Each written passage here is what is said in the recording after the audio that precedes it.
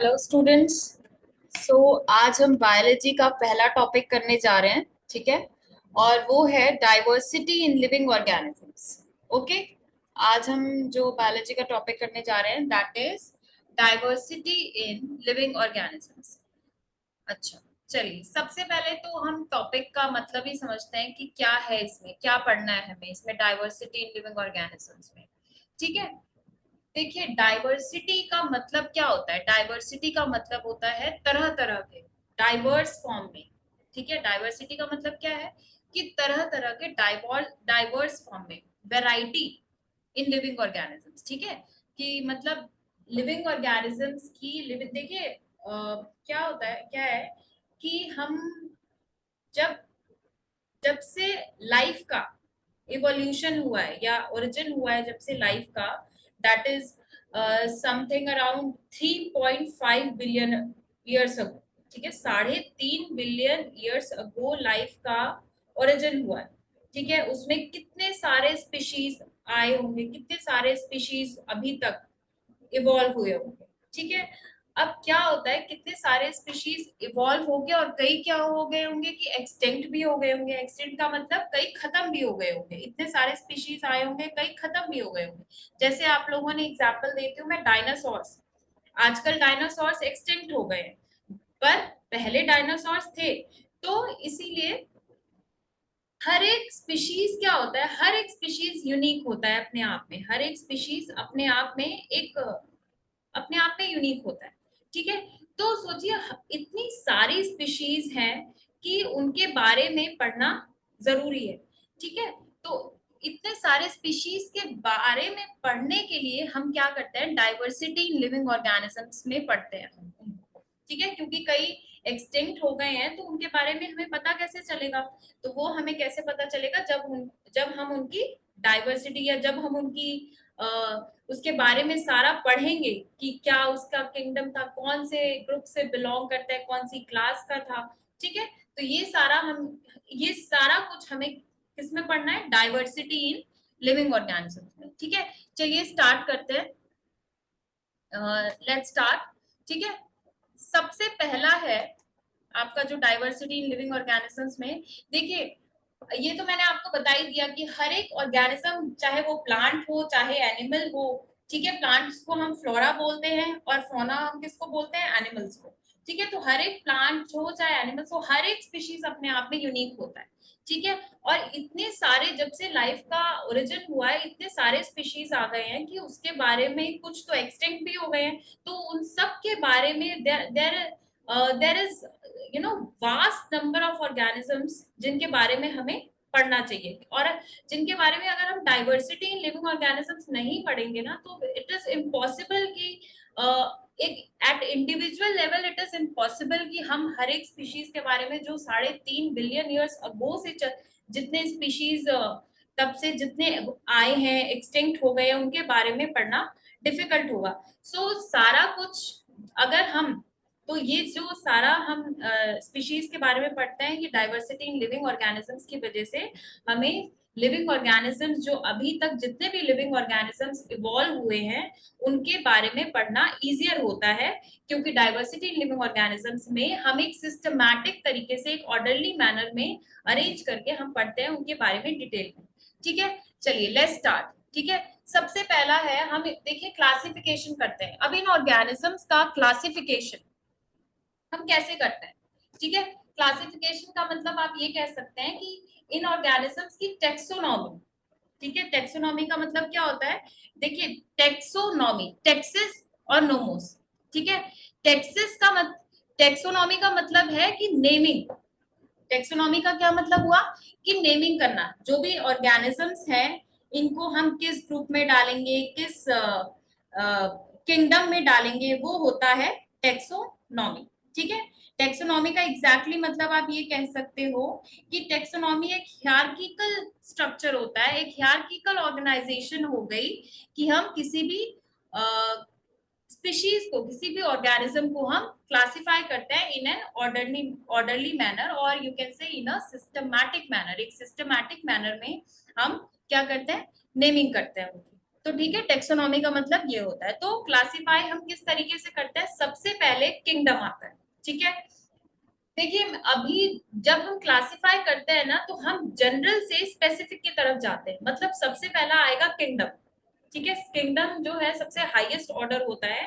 Kingdom के बाद आपका आता है फाइलम या डिवीजन। प्लांट्स के केस में फाइलम होता है और एनिमल्स के केस में डिवीजन होता है। उसके बाद आता है आपका क्लास, फिर आता है आपका order, then family, then genus and then species. ठीक है, क्लियर हो गया सबको। तो हम इस तरीके से हम किसी भी ऑर्गेनिज्म को हम क्या करते हैं, क्लासिफाई करते हैं। अच्छा, किसी भी ऑर्गेनिज्म का जैसे साइंटिफिक नेम होता है, फॉर एग्जांपल आप ले लीजिए, जैसे ह्यूमन बींग्स का साइंटिफिक नेम होता है होमो सैपियंस, ठीक है। तो जो होमो है ना, जो फर्स्ट होता है वो होता है जीनस, ठीक है। होमो क्या है, ह्यूमन बींग्स का जीनस है, और सैपियंस क्या है, स्पीशीज है। तो जीनस और स्पीशीज मिल के बनाते हैं किसी भी साइंटिफिक ऑर्गेनिज्म के नेम को, ठीक है। किसी का भी नॉमेनक्लेचर, जो साइंटिफिक नॉमेनक्लेचर है, नेमिंग करने का तरीका है, वो हम जीनस पहले लिखते हैं और स्पीशीज को बाद में लिखते हैं। जीनस को जो भी हम लिखते हैं उसको कैपिटल लेटर में लिखते हैं, और स्पीशीज को हम बाद में स्मॉल लेटर में लिखते हैं, ठीक है। जैसे आप एग्जाम्पल ले लीजिए, टाइगर का साइंटिफिक नेम होता है पैंथेरा टिग्रिस। पैंथेरा उसका जीनस है और टिग्रिस क्या है, स्पीशीज है। तो ये नॉमेनक्लेचर नेमिंग को हम बोलते हैं taxonomy in an orderly manner, ठीक है। ये जो हम सिस्टमैटिक मैनर में हमने जो ये क्लासिफाई किया है ऑर्गेनिजम्स को, इस साइंस को, इस टेक्निक को हम बोलते हैं टेक्सोनॉमी। क्लियर हो गया सबको। चलिए नेक्स्ट चलते हैं। ये मैंने आपको बता ही दिया कि ये देखिए, हम यहां से, ये जनरल से हम कहा जाते हैं स्पेसिफिक की तरफ। So this is the highest order kingdom, उसके बाद आता है phylum, then comes class, then order, then family, then genus and then species. Clear हो गया। तो ये टेक्सोनॉमिक हियरार्की है, जिसको समझ गए आप लोग। टेक्सोनॉमिक हियरार्की का मतलब किसी भी की वो टेक्निक जिसमें हम स्पीशीज को, ऑर्गेनिजम्स को क्लासिफाई करते हैं in a systematic manner, in a hierarchical structure. Clear. चलिए नेक्स्ट आता है अब, देखिए सबसे पहला जो क्लासिफिकेशन ऑर्गेनिजम्स का था, करने का था, किया था, वो सबसे पहला जो आया था वो था टू किंगडम क्लासिफिकेशन, जो आया था 1758 में, और जिसको दिया था कैरोलस लीनियस ने। कार्ल लीनियस भी बोलते हैं इनको, या फिर कैरोलस लीनियस भी बोलते हैं इनको, हम फादर ऑफ क्लासिफिकेशन भी बोलते हैं, ठीक है। तो इन्होंने क्या किया था, इन्होंने दो टू किंगडम क्लासिफिकेशन दिया था 1758 में, सबसे पहला क्लासिफिकेशन इन्होंने दिया था, ठीक है। इन्होंने क्या कहा था कि किसी भी जो जितने भी ऑर्गेनिजम्स हैं उनको सिर्फ दो किंगडम में डिवाइड कर सकते हैं, या तो एनिमल्स या फिर प्लांट्स। क्लियर। अब ये जो एनिमल्स हैं, एनिमल्स के अंदर इन्होंने इंक्लूड किया था प्रोटिस्टा ग्रुप, प्रोटिस्टा को इन्होंने, प्रोटिस्टा किंगडम को इन्होंने इंक्लूड किया था, ठीक है। प्रोटिस्टा को, जितने भी प्रोटिस्ट हैं उन्होंने क्या किया था, उनको इंक्लूड किया था। और प्लांट्स के अंदर इन्होंने इंक्लूड किया था बैक्टीरिया और फंजाई को। प्रोटिस्टा एक्चुअली यूनिसेल्युलर ऑर्गेनिजम्स होते हैं। यूनिसेल्युलर का मतलब होता है सिंगल सेल्ड ऑर्गेनिजम्स होते हैं, उनको इन्होंने प्रोटिस्टा को एक तरह के आप कह सकते हैं। अभी हम फर्दर जब हम आगे पढ़ेंगे प्रोटिस्टा के डिटेल में, हम प्रोटिस्टा पढ़ेंगे, बैक्टीरिया भी पढ़ेंगे और फंजाई भी पढ़ेंगे, ठीक है। तो अभी के लिए आप ये समझ लीजिए कि सबसे पहला टू किंगडम क्लासिफिकेशन आया था 1758 में, जिसको किसने किया था, कार्ल लीनियस या फिर कैरोलस लीनियस, ठीक है। इन्होंने क्या किया था, एनिमल्स और प्लांट्स में क्लासिफाई किया था। एनिमल्स में इन्होंने इंक्लूड कर दिया था प्रोटिस्टा को। प्रोटिस्टा यूनिसेल्युलर ऑर्गेनिजम्स होते हैं। यूनिसेल्युलर का मतलब है जो कि सिंगल सेल्ड होते हैं, सिंगल सेल्ड ऑर्गेनिजम्स, ठीक है। प्लांट्स में इन्होंने इंक्लूड किया था बैक्टीरिया और फंजाई, ठीक है। उसके बाद आता है थ्री किंगडम क्लासिफिकेशन। जो थ्री किंगडम क्लासिफिकेशन था वो दिया था अर्न्स्ट हक्केल ने, अर्न्स्ट हैकेल ने दिया था। और इन्होंने क्या बोला था, इन्होंने किंगडम को, मतलब ऑर्गेनिजम्स को क्लासिफाई कर दिया था थ्री किंगडम में। सबसे पहला था प्रोटिस्टा, देन प्लांटी और देन एनिमेलिया। प्रोटिस्टा में इन्होंने यूनिसेल्युलर ऑर्गेनिजम्स को डाला था। क्लियर। प्लांटी में इन्होंने जितने भी प्लांट्स है उसको डाल दिया था, और एनिमेलिया ग्रुप में, एनिमेलिया किंगडम में इन्होंने सारे एनिमल्स को डाल दिया था। क्लियर। फिर आता है आपका four kingdom classification. Four kingdom classification Herbert Copeland ने दिया था। और इन्होंने क्या किया था, इन्होंने जो ऑर्गेनिजम्स है उनको क्लासिफाई कर दिया था 4 किंगडम में। सबसे पहला इन्होंने किया मोनेरा, फिर इन्होंने किया प्रोटिस्टा, फिर उन्होंने किया मेटाफाइटा एंड देन मेटाजोआ। ठीक है, देखिए मोनेरा में जितने बैक्टीरिया है वो इन्होंने मोनेरा में डाल दिया था, प्रोटिस्टा में सारे यूनिसेल्युलर ऑर्गेनिजम्स, और मेटाफाइटा में इन्होंने प्लांट्स को डाला था, प्लांट किंगडम। ये एक्चुअली मेटाफाइटा का मतलब है ये प्लांटी किंगडम है, ठीक है। और मेटाजोआ एनिमेलिया किंगडम है, इसमें इन्होंने सारे एनिमल्स को डाला था। आई होप इतना सबको आप सबको क्लियर हो गया होगा, ठीक है। अब जो लास्ट जो क्लासिफिकेशन, जो लेटेस्ट क्लासिफिकेशन, किंगडम क्लासिफिकेशन है, वो है आर एच विटेकर की 5 किंगडम क्लासिफिकेशन। क्लियर? देखिए आर एच विटेकर ने क्या किया था, इन्होंने ऑर्गेनिजम्स को 5 किंगडम में क्लासिफाई किया। Kingdom Monera, kingdom fungi, kingdom animalia, kingdom Plantae और किंगडम प्रोटिस्टा। ठीक है, kingdom Monera, protista, fungi, Plantae and animalia. ये लेटेस्ट जो क्लासिफिकेशन है, किंगडम क्लासिफिकेशन, वो दिया था आर एच विटेकर ने। क्लियर हो गया? अब हम वन बाय वन इन सब के बारे में पढ़ेंगे।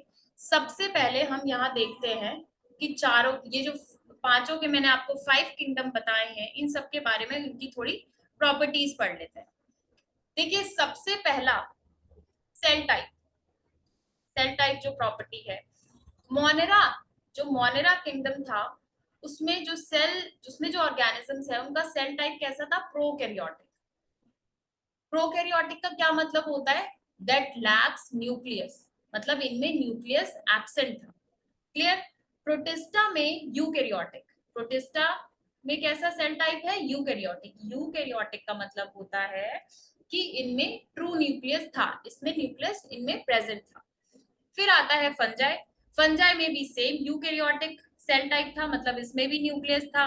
प्लांटी किंगडम में भी न्यूक्लियस था और एनिमेलिया किंगडम में भी न्यूक्लियस था। ठीक है, अब सेल ऑर्गेनाइजेशन की बात करते हैं। ठीक है, सेल टाइप का मतलब है कि किस तरह का सेल था। यहाँ पे क्या था, मोनेरा में न्यूक्लियस एब्सेंट था, बाकी सब में न्यूक्लियस, ट्रू न्यूक्लियस प्रेजेंट था। ठीक है, सेल ऑर्गेनाइजेशन का मतलब जो सेल्स है वो किस तरह से ऑर्गेनाइज है। ठीक है, तो मोनेरा में क्या था, यूनिसेल्युलर। जो मोनेरा किंगडम था उसमें यूनिसेल्युलर ऑर्गेनिजम्स थे। यूनिसेल्युलर का मतलब होता है, यूनि का मतलब क्या हो गया, वन, और सेल्युलर का मतलब सेल, मतलब जो सिंगल सेल्ड ऑर्गेनिज्म, जिनके अंदर एक ही सेल होता है। Single celled organism single celled organism ही थे, बट यहाँ डिफरेंस क्या है कि यहाँ पे ट्रू न्यूक्लियस प्रेजेंट था और मोनेरा में न्यूक्लियस एब्सेंट है, लैकिंग न्यूक्लियस। ओके, चलिए फिर आते हैं हम फंजाई में। फंजाई में कुछ मल्टी सेल्यूलर भी थे और कुछ यूनिसेल्यूलर भी थे। मल्टी सेल्यूलर का मतलब है कि मल्टी सेल्ड ऑर्गेनिज्म, जिनमें एक से ज्यादा सेल्स प्रेजेंट है, मल्टी सेल्यूलर। ओके, और कुछ यूनिसेल्यूलर भी थे। प्लांटी तो मल्टी सेल्यूलर ही थे, होते हैं, और एनिमेलिया में भी मल्टी सेल्यूलर ऑर्गेनिजम्स। क्लियर? अब आते हैं सेल वॉल की बात करते हैं। देखिए जो मोनेरा किंगडम है वहां पे जो सेल वॉल है, ज्यादातर में सेल वॉल प्रेजेंट था।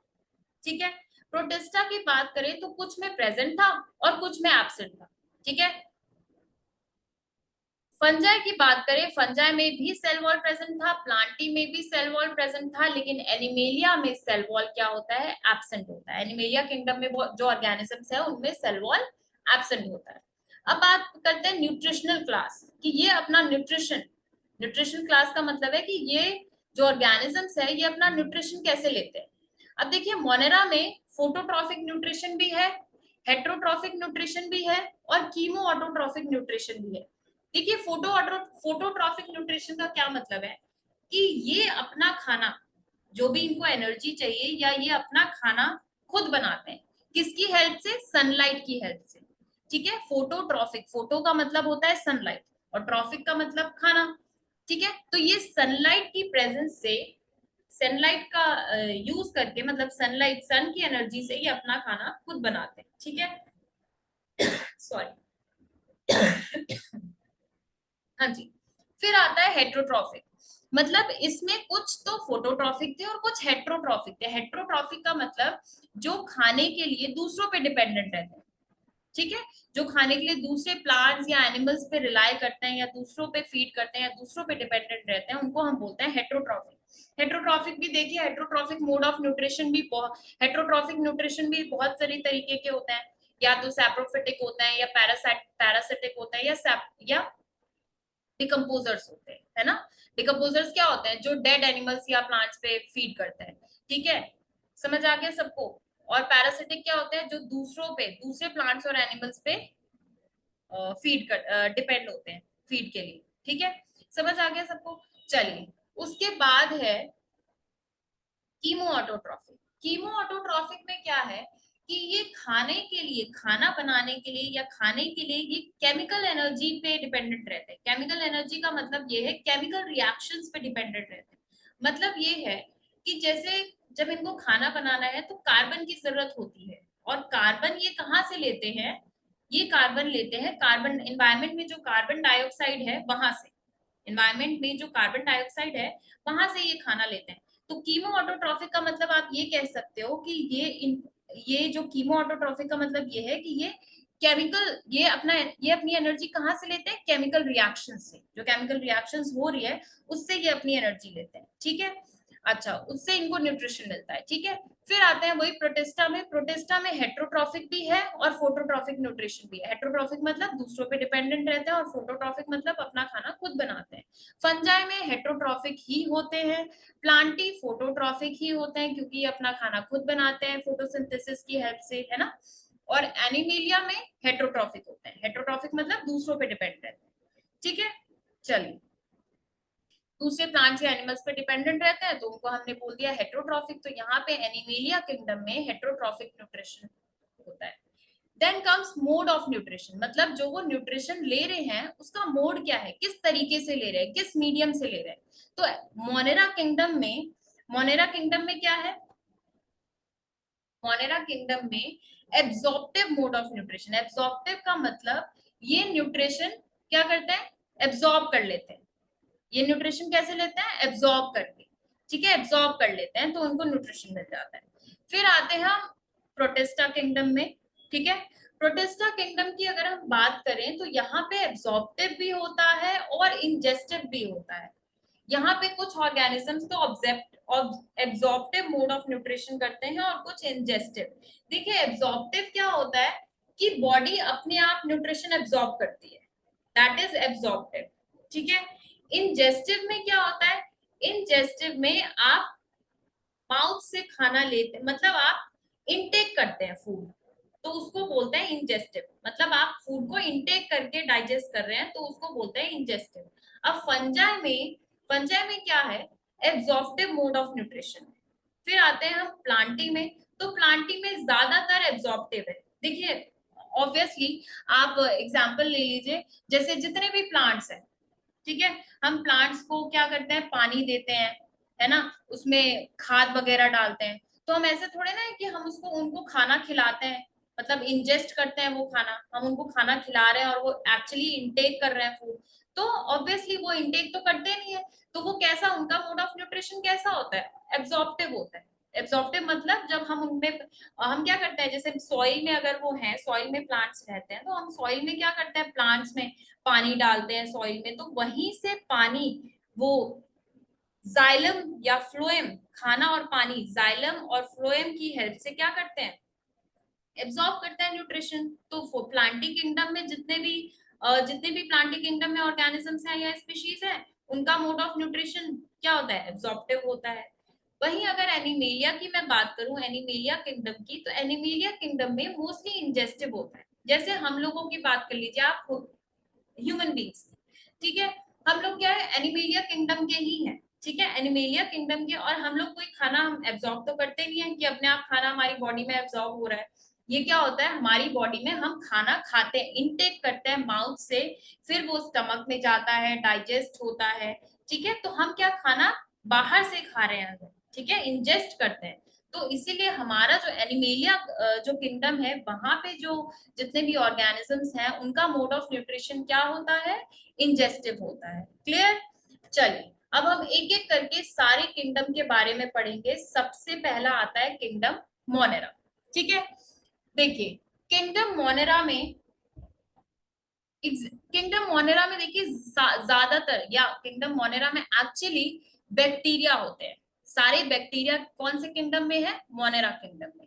ये क्या होते हैं? यूनिसेल्युलर होते हैं, मतलब इनमें एक सिंगल सेल होता है, ठीक है, सिंगल सेल ऑर्गेनिजम्स होते हैं।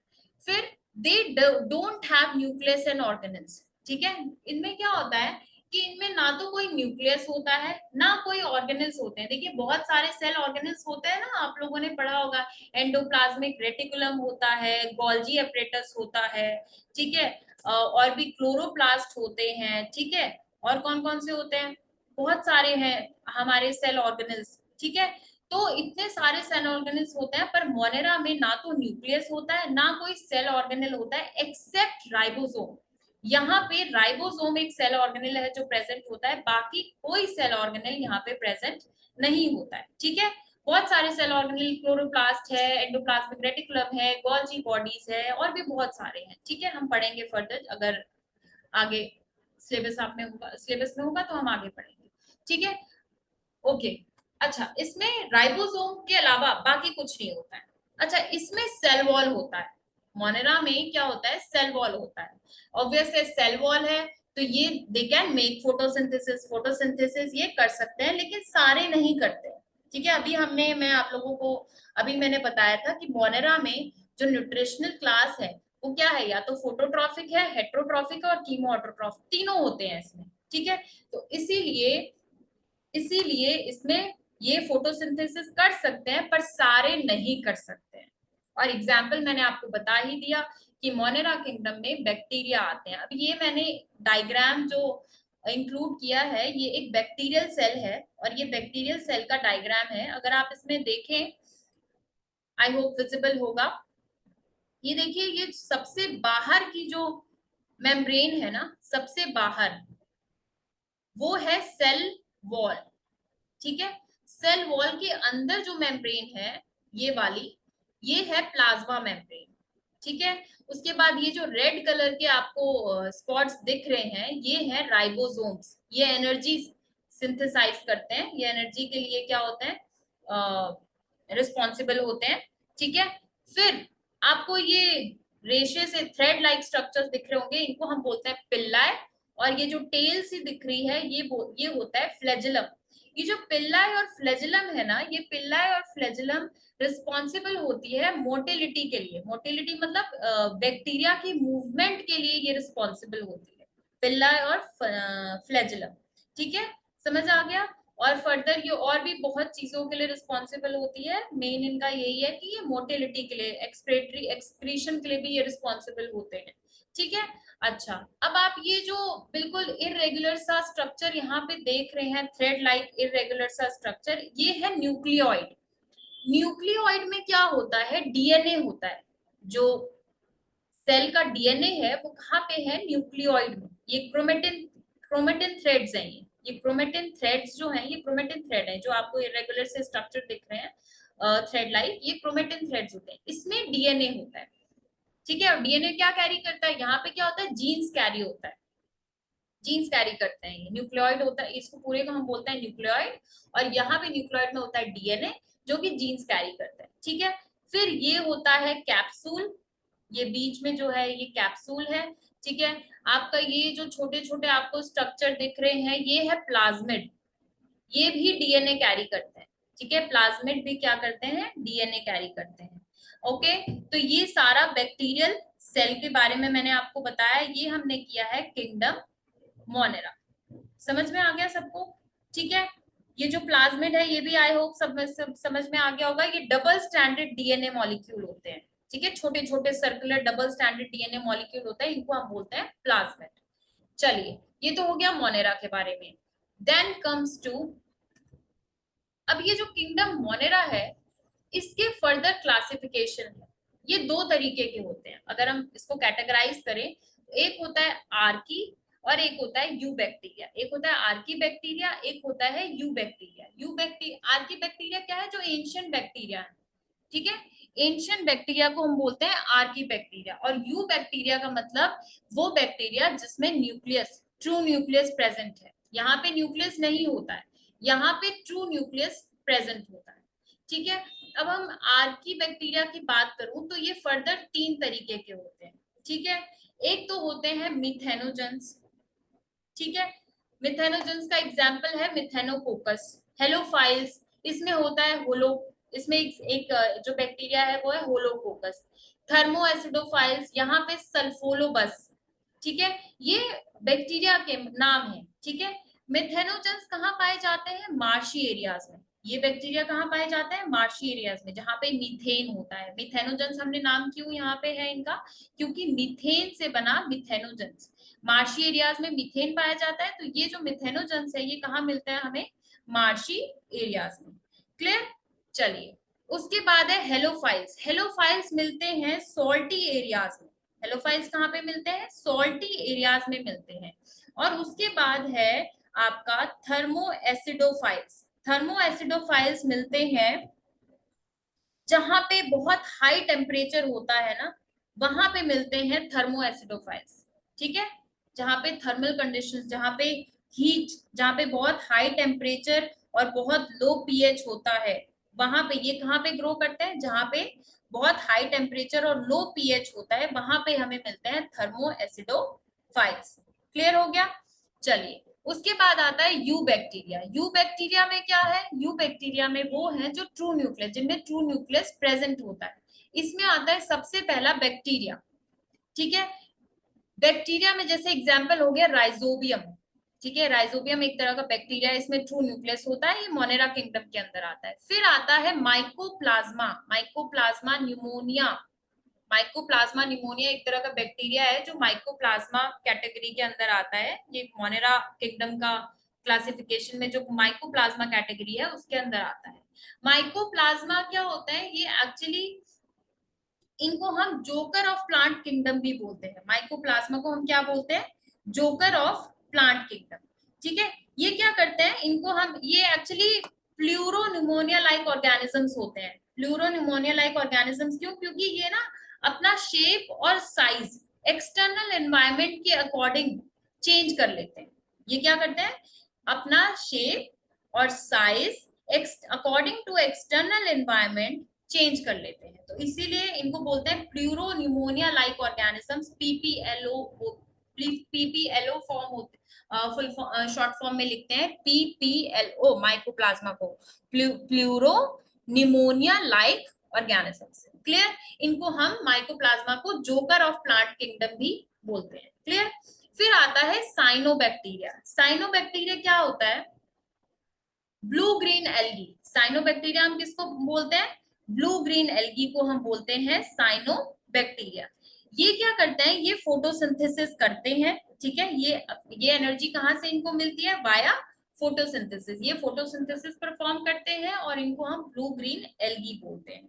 क्लियर? साइनोबैक्टीरिया को। इसका एग्जाम्पल है नॉस्टॉक, ठीक है।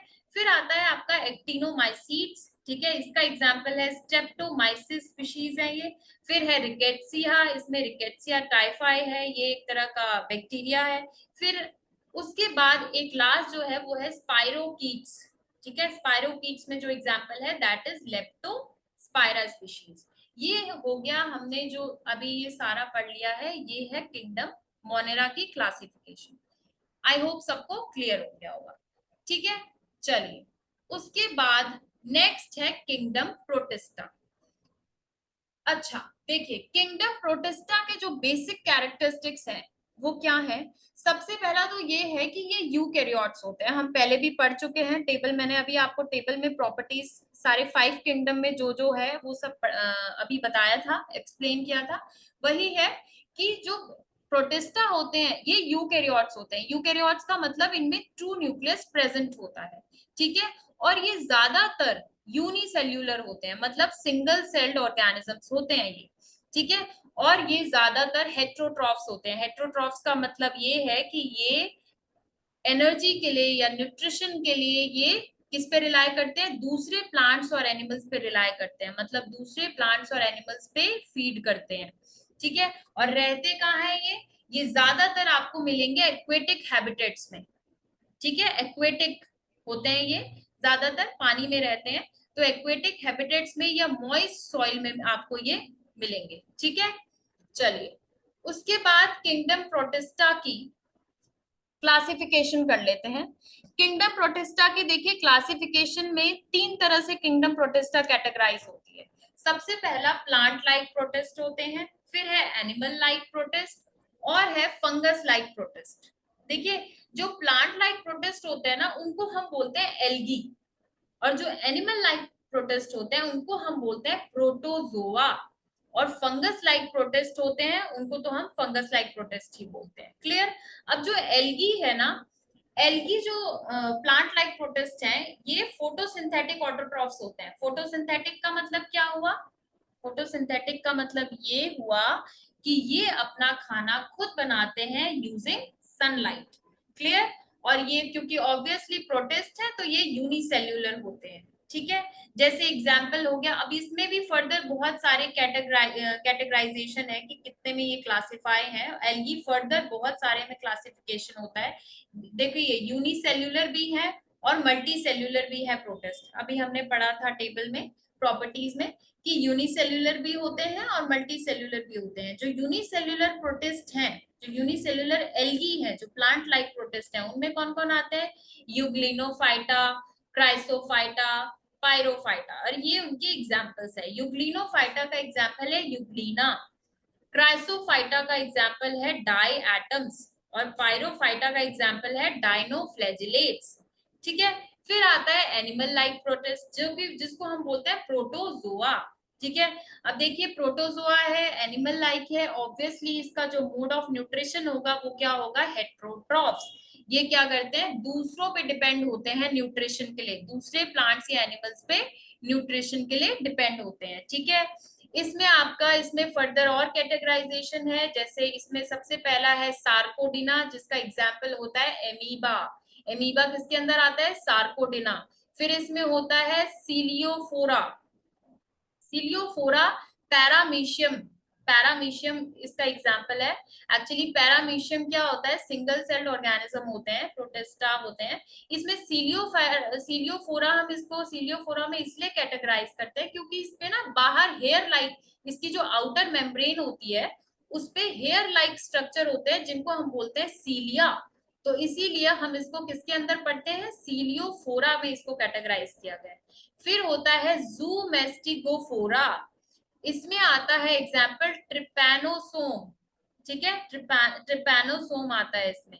फिर आता है नेक्स्ट जो कैटेगराइजेशन है प्रोटोजोआ में, वो है स्पोरोजोआ। स्पोरोजोआ में आता है प्लाज्मोडियम, एग्जाम्पल किसका है इसका? प्लाज्मोडियम। फिर है फंगस लाइक प्रोटिस्ट। अब देखिए फंगस लाइक प्रोटिस्ट ये भी क्या होते हैं? हेट्रोट्रॉफ्स होते हैं। इनका मोड ऑफ न्यूट्रिशन भी क्या होता है? हेट्रोट्रॉफ्स। हेट्रोट्रॉफ्स का मतलब क्या है? कि ये न्यूट्रिशन के लिए दूसरे प्लांट्स और एनिमल्स पे डिपेंडेंट रहते हैं। ये फर्दर दो तरीके के होते हैं, माइक्सोमाइकोटा और ऊमाइकोटा। माइक्सोमाइकोटा में हो गए स्लाइम मोल्ड्स, जितने भी स्लाइम मोल्ड्स हैं एक तरह के फंगस होता है ना ये, तो ये फंगस किसमें हम इनको कैटेगराइज करते हैं? माइक्सोमाइकोटा। और ऊमाइकोटा में हम किसको डालते हैं? वाटर मोल्ड्स को। क्लियर हो गया सबको? ठीक है। अब यहाँ पे ये जो मल्टी सेल्यूलर थे प्लांट लाइक प्रोटिस्ट एल्गी में, उसमें देखिए क्लोरोफाइटा, इसमें एग्जाम्पल हो गया आपका अल्वा, सी लेट्यूस जिसको हम बोलते हैं। फिर है फियोफाइटा, फियोफाइटा में एग्जाम्पल हो गया आपका केल्प। रोडोफाइटा, रोडोफाइटा में आपका एग्जाम्पल क्या हो गया? Irish moss. आप सिर्फ ये सिंपल क्लासिफिकेशन और उनके थोड़ा बहुत एग्जाम्पल्स लर्न कर लीजिएगा, बाकी इससे ज्यादा और आपके एग्जाम में नहीं आएगा। ठीक है।